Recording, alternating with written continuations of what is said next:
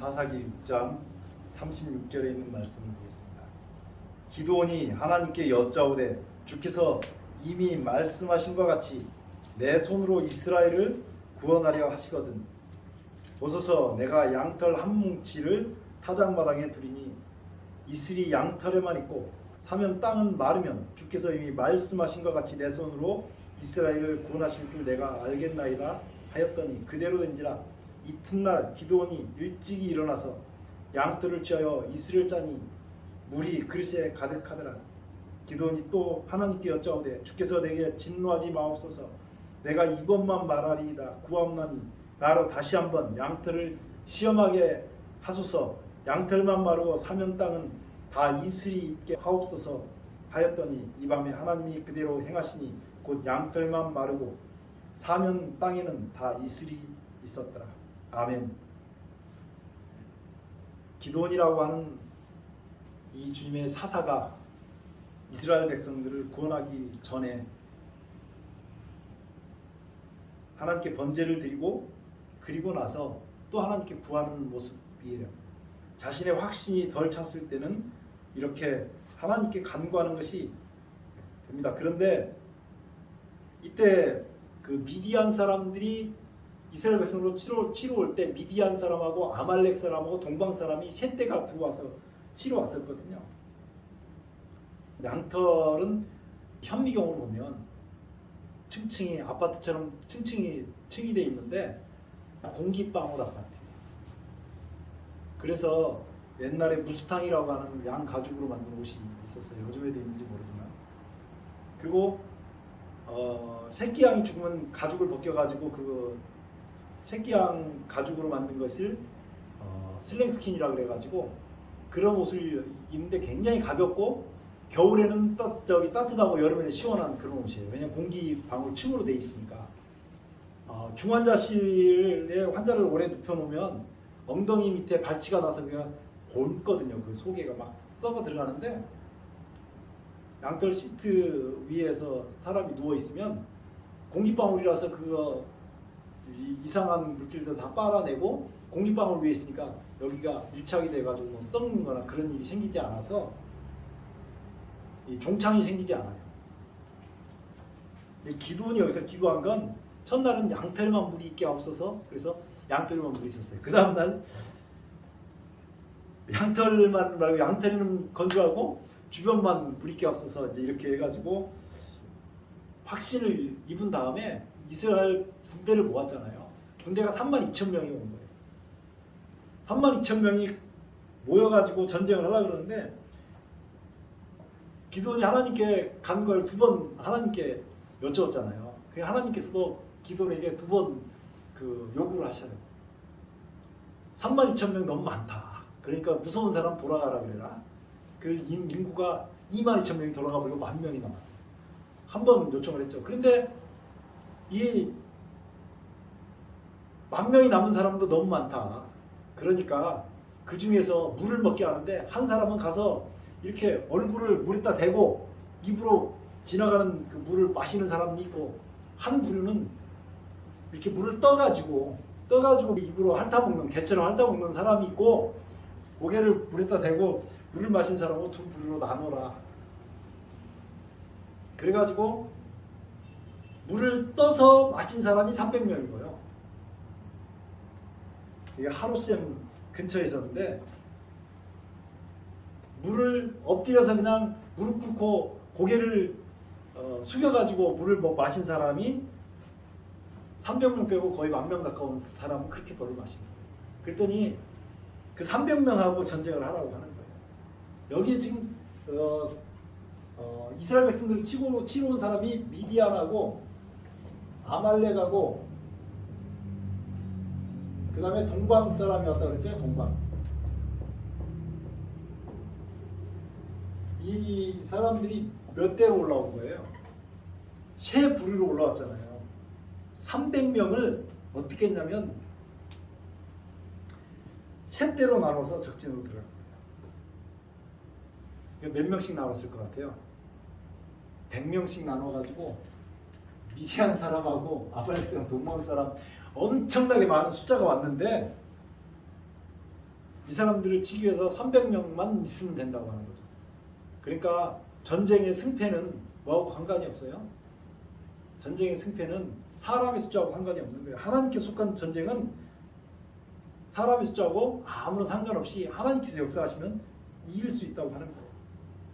7장 사사기 7장 9절 보겠습니다. 이 밤에 여호와께서 기드온에게 이르시되 일어나 내려가서 적진을 치라. 내가 그것을 내 손에 붙였느니라. 만일 내가 내려가기를 두려워하거든 내 부하 부라를 데리고 내가 가서 그 사람들이 미디안 사람들이 하는 그 꿈 얘기를 들어보고 거기 적진에 새 부류가 있는 그 사람들의 꿈 얘기를 들어보고 그 다음에 강대해져 가지고 전쟁을 해라 이렇게 얘기를 하는 거예요. 그런데 7장 12절에는 이렇게 나옵니다. 미디안 사람과 아말렉 사람과 동방의 모든 사람이 세 부류가 나잖아요. 미디안 사람과 아말렉 사람과 동방의 모든 사람이 골짜기에 두었는데 이 사람들이 골짜기에 있는데 그 숫자가 얼마나 많냐면 메뚜기의 중담 같고 그 약대의 무수함이 해변에 모래가 수담 같더라. 해변에 모래같이 나오다. 해변에 모래. 이런 표현을 보면 그냥 넘어가면 안 돼요. 여기에 지금 미디안, 아말렉, 동방 사람이라고 세 대가 온 것도 마찬가지인데 계시록 16장 13절에 보면 이렇게 나와 있어요. 또 내가 보면 개구리 같은 새 더러운 영이 여기 개구리 같은 새 더러운 영이 나온다고 말을 하고 있어요. 자, 개구리 같은 새 영이 있다고 하는데 더러운 영이 있는데 용의 입과 그 다음에 짐승의 입과 그 다음에 뭐가 있어요? 거짓 선지자의 입 이렇게 해서 계시록에 지금 등장하는 사단의 3위가 등장하듯이 여기 지금 미디안, 아말렉, 동방 사람이 해변에 모래같이 많이 와가지고 친다고 하는 얘기가 여기서 등장을 하거든요. 계시록에 틀림없이 이렇게 나오는 거예요. 하나님께서 삼위일체 하나님이 계시기 때문에 사단도 꼭 사단의 3위가 모여서 오듯이 이렇게 사단이 하나님 백성을 치러 올 때도 세 갈래로 세 부대가 모여서 와요. 계시록 12장 17절에 보면 용이 여자에게 분노하여 돌아가서 그 여자의 남은 자손 곧 하나님의 계명을 지키며 예수의 증거를 가진 자들로 더불어 싸우려고 바다 모래 위에 섰더라. 나오죠? 어디에 서 있다고요? 바다 모래 위에 하나님의 남은 백성과 남은 자손과 싸우려고 용이 어디에 서 있냐면 바다 모래 위에 서 있다고. 해변의 모래 위에 모래같이 많더라. 이 말이 이런 데서 그냥 성경은 우연히 가져다 쓰는 말이 없이 다 연결돼서 계시록을 알 수 있도록 이렇게 모양을 다 보여준다. 다시 사사기로서 돌아가서 보면 13절에요. 사사기 7장 13절에요. 기드온이 그곳에 이른 즉 어떤 사람이 그 동무에게 꿈을 말하며 이르기를 내가 한 꿈을 꾸었는데 꿈에 보리떡 한 덩어리가 미디안 진으로 굴러 들어와서 여기 보니까 떡이 나와요. 떡은 누구를 상징합니까? 예수님을 상징하죠. 이런 대답이 착 나와야 돼요.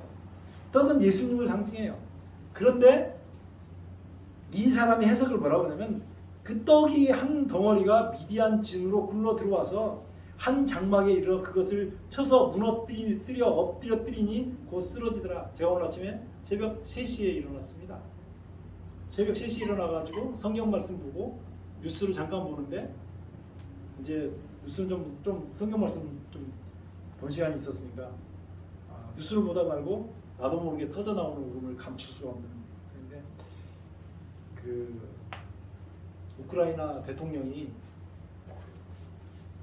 하늘의 길을 차단해달라고 이렇게 공중에 그 비행기들이 다니지 못하도록 거기를 갖다 이렇게 차단을 하는데 그걸 이제 거절한 그 내용을 얘기하면서 이제부터 죽는 거는 다 당신들 책임입니다. 그런데 대통령이 그 얘기를 딱 하는데 이제 거기 뭐 자막을 보는데 저 사람이 얼마나 간절할까 막 이 생각이 드는 거예요. 그 대통령 입장이 딱 나도 모르게 생각이 들어가지고 나도 모르게 그냥 눈물이 팍 쏟아졌어요. 누구든지 이 방송을 듣는 분들은 다 기도를 해주시기 바랍니다. 빨리 끝나야죠.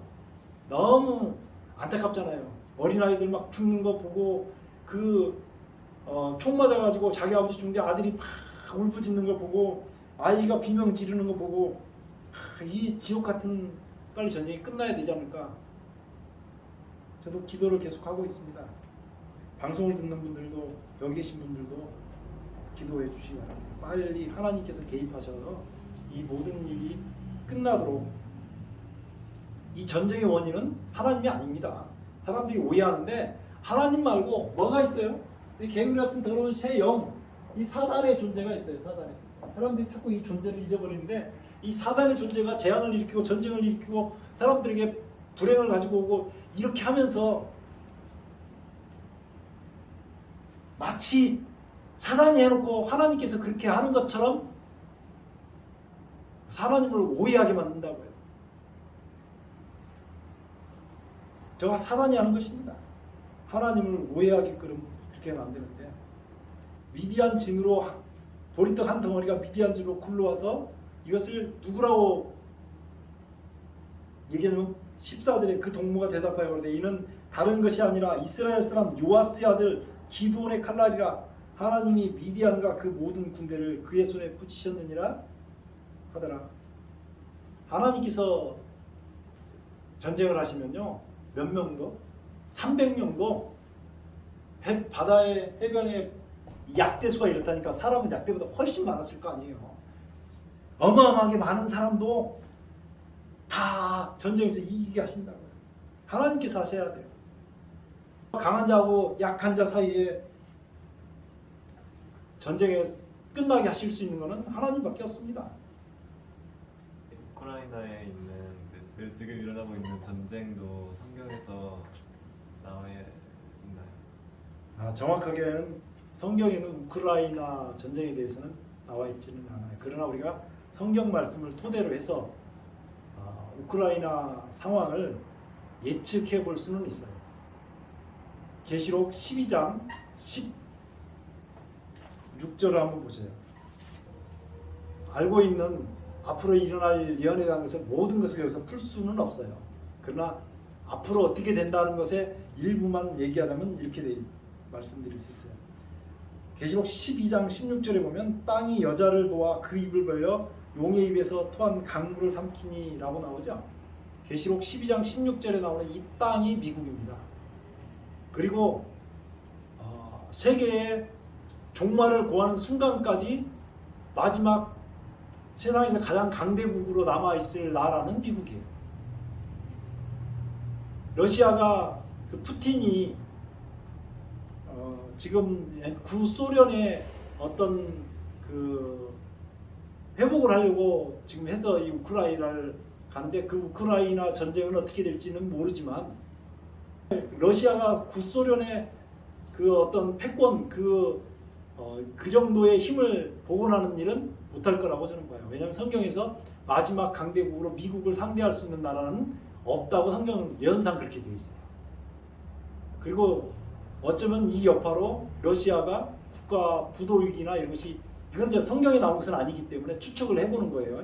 오해는 하지 마시고 성경에 나오지 않는 거는 이제 주변 상황과 성경 말씀을 토대로 해서 상황을 예측해 볼 수 있는데 러시아가 이번에 엄청난 타격을 입고 국가가 부도가 난다든지 아니면 힘을 잃어서 더 이상 러시아가 구소련의 어떤 패권주의 그런 힘을 되찾지 못하는 그런 상황까지 아주 떨어져 버릴 가능성이 굉장히 크다고 봅니다. 그뿐만 아니라 미국을 대항하고 있는 나라가 중국인데 중국도 이번에 계기가 됐었든지 아니면 그 다음에 어떤 계기가 됐든지 간에 잘하면 이번 계기에 중국도 경제적으로 엄청난 타격을 입기 시작할 거예요. 그렇지 않으면 중국이 힘을 잃어야 아니면 미국이 힘이 더 세져가고 중국이 감히 상대할 수 없는 상황이 되거나 둘 중에 하나겠죠. 왜냐하면 세상의 마지막까지 세상의 모든 권력을 지배해서 세상의 모든 힘이 집중돼서 가장 강력한 파워를 가진 나라는 미국밖에 성경인 예언이 없어요.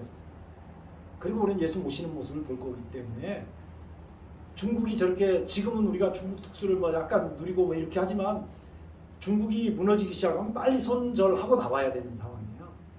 중국이 이번에 러시아 때문에 중국까지 경제적인 피해가 갈 수도 있고 중국이 도산할 수도 있는 상황이고 이제 그렇게까지 안 가고 중국은 건재한다 할지라도 언젠가 중국이 상당히 힘을 잃을 순간이 분명히 온다고 생각을 해요. 왜냐하면 미국이 지금도 굉장히 강대국 강한 나라인데 더 강해진다는 것은 뭐 그럴 수도 있지만 미국이 더 강해서 중국이 상대할 수 없게 될 수도 있지만 중국이 약해져서 미국이 강대한 나라로 그대로 남아있으면 미국이 온 세계를 이렇게 죽어나게 되잖아요. 우크라이나 상황은 지금 계속 제가 새벽에도 기도하고 낮에도 기도하고 뉴스를 계속 틀어놓고 어제도 지금 계속 우크라이나 상황을 보고 기도하고 뭐 도울 길이 없을까 하는데 여기서는 마땅히 도울 길은 없잖아요. 기도하는 수밖에 없어요. 근데 어쨌든 성경적인 예언상 지표는 그렇다고 제가 말씀을 드릴 수 있어요. 대답이 됐는지 모르겠습니다.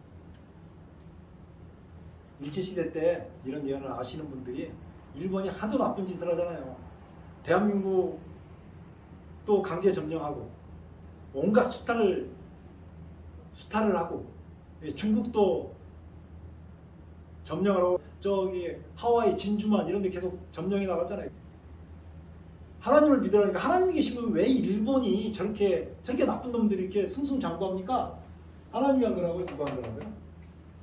그때 당시 일본은 사단에게 뒤집어 쓰여졌던 나라죠. 그랬더니 한 분이 성경을 펴고 이렇게 얘기한 거예요. 만약에 성경에 일본이 망한다는 게 있으면 하나님 믿으려냐. 그래서 성경적으로 풀어서 일본이 망한다는 걸 지금 제가 말한 것처럼 미국이 초강대국으로 남는다고 성경에 예언에 나와 있으니 일본이 망하는 게 당연한 거 아닙니까? 그건 추론이죠. 말하자면 일본은 성경 예언상 등장하지 않아요. 우리나라도 성경 예언상 등장하지 않습니다. 그런데 한국이 만약에 미국이 초강대국으로 살아남는다 그러면 어디 붙어 있어야 끝까지 그래도 건재하게 살 것 같아요. 그렇죠. 미국하고 같이 가야죠. 끝까지 같이 가야죠. 이게 정책의 큰 방향을 잘 잡아야 되는 거예요. 왜냐하면 하나님께서 마지막까지 남겨놓은 그 강대국은 미국이니까. 기드온이요 그 얘기를 듣고 돌아와가지고요 하나님께 경배합니다. 15절에 기드온이 그 꿈과 해몽하는 말을 듣고 경배하고 이스라엘 진중에 돌아와서 이르되 일어나라 여호와께서 미디안 군대를 너희 손에 붙이셨느니라 하고 300명을 몇 대로 나누고요? 세 대로 나누고 기드온이 이 사람들을 상대하기 위해서 300명을 세 대로 나눠가지고 100명씩 여기를 둘러쌌겠죠. 300명을 세 대로 나누고 각 손에 나팔과 빈 항아리를 들리고 항아리 안에 횃불을 감추게 하고 횃불을 감추고 저기를 둘러쌀 때 불빛이 붙으면 미리 그 사람들이 알려주니까 항아리 속에다가 횃불을 감추고 그렇게 간 거예요. 이 항아리는 우리 육신이고요. 횃불은 성령 하나님이고요. 나팔은요 승전가를 부르는 나팔이죠. 하나님께서 일하실 때 나팔을 불고 가거든요. 이 나팔은 승리의 나팔을 부는 거예요. 그러니까 전쟁을 할 때 승리했다고 믿고 나간 겁니다. 19절에 보면 기드온이 그들을 쫓는 100명이 이경초에 진가 이른즉 번영은 체번할 때라. 근데 여기서 번영에 처번할 때는 뭐냐면 군대에 그 보초 쓰는 사람들이 교대하는 시간이다 그 말이에요. 나팔을 불며 손에 가졌던 항아리를 부수니 뭐가 나왔어요? 우리 연약한 육신을 부수고 나니까 뭐가 나왔어요? 성령의 불이 드러난 거잖아요. 그래서 우리 자신이 주님 앞에서 깨어지면 성령의 불을 담았던 사람들은 성령이 나가게 되어 있습니다. 20절에 세대가 나팔을 불며 항아리를 부수고 좌수에 횃불을 들고 우수에 나팔을 들어 불며 외쳐가는데 여호와와 기드온의 칼이여 이렇게 하고 나서 적군을 쳤는데 자기들끼리 전쟁을 해버린 거예요. 기드온은 이 진영을 삥 둘러싸가지고 둘러싸가지고 하나를 깨뜨리고 나팔 불고 횃불을 들어올린 것밖에 없는데 22절 300명이 나팔을 불 때 여호와께서 그 온 적군으로 동무들끼리 칼날로 치게 하심으로 적군이 도망하여 기드온이 거기서 쫓아가지고 그들을 다 쳐부셨습니다. 이스라엘 백성들을 구원하는 거죠. 여러분들이 하나님께 나아갈 때 기도하시 하나님께서 응답해 주잖아요. 그리고 또 하나님께서 여러분들에게 요구하시는 일이 있어요. 기도원이 번제를 드리고 하나님께 나왔는데 보세요. 떡은 누구를 상징한다고요? 예수를 상징하는데 여기서는 이 적군이 지금 해석하기를 그 떡을 누구로 해석했어요? 기도원으로 해석했잖아요. 기도원은 누구를 상징하는 사람이요? 예수님을 상징하는 사람이었어요. 이스라엘 백성들을 구원하고 이 죄악된 세상에서 우리를 구원하고 영원한 천국에 데려가실 분은 예수님이에요. 이 당시는 그 예수님의 역할을 기도원이라는 사람이 했던 거죠. 그리고 오늘날 우리에게 세상에 떡이 되라고 말씀하십니다. 한 푼이라도 좀 도와서 우크라이나 좀 도왔으면, 경제적으로 좀 도왔으면 좋겠고, 그 나라에 빨리 전쟁이 끝나서 더 이상 희생자들이 나오지 않도록 그렇게 했으면 좋겠고, 우리나라 또 동해안에 산불 났잖아요. 할 수 있는 대로 우리가 도울 수 있으면 돕고, 또 산불 난 사람들이 빨리 그 피해서, 재난의 피해서 해결될 수 있도록 그렇게 되었으면 좋겠습니다. 말씀을 듣는 모든 분들이 어렵지만 주님을 붙들고 승리하는 삶을 살게 되시기를 주의 이름으로 축원합니다. 기도하겠습니다. 아버지, 우리 하나님 은혜를 감사합니다. 오늘까지 우리의 생명을 주시고 우리의 삶을 주관하셔서 감사를 드립니다. 주님, 특별히 간구하기는 우크라이나에 정말 어려운 전쟁 사태가 있습니다. 주님, 이 모든 일에 주님이 개입해 주시고 역사해 주셔서 더 이상 희생자가 나타나지 않도록 사단의 앞잡이가 된 사람들에 의해서 주님, 희생자가 더 늘지 않도록 주님 도와주시고 역사해 주시옵소서. 주님의 손길을 간구합니다. 동해안에 산불이 나서 주님 어려운 가운데 있는 사람들이 있습니다. 각 곳에서 도움의 손길이 끊이지 않게 하시고 선거판으로 어려운 이때에도 주님, 주님의 도우심의 손길이 있다는 것을 주님 세상에 알릴 수 있도록 도와주시옵소서. 오늘도 우리가 주님만 바라봅니다. 주님만을 바라봅니다. 주님 도와주셔서 주님이 우리의 힘이 되시고 능력이 돼 주시옵소서. 예수님 이름으로 간절히 기도드리옵나이다. 아멘.